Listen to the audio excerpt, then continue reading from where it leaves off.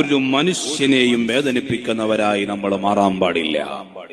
ഒരു ജീവിയെയും പ്രയാസപ്പെടുത്തുന്നവരായി നമ്മൾ മാറാൻ പാടില്ല. കാരണം ഈ ദുനിയാവിൽ എല്ലാവർക്കും ജീവിക്കാനുള്ള അവകാശമുണ്ട്. അത് നിഷേധിക്കാൻ നമുക്ക് അല്ലാഹു അധികാരം തന്നിട്ടില്ല. ഇവിടെ മുസ്ലിം വേണം, അമുസ്ലിം വേണം. ഇവിടെ മതമുള്ളവൻ ജീവിക്കണം, മതമില്ലാത്തവൻ ജീവിക്കണം. എല്ലാവരും സന്തോഷത്തോടെ ജീവിക്കണം. അതല്ലേ മുത്തുനബി സല്ലല്ലാഹു അലൈഹി വസല്ലം തങ്ങൾ പറഞ്ഞു, ആരാണ് യഥാർത്ഥ മുസ്ലിം?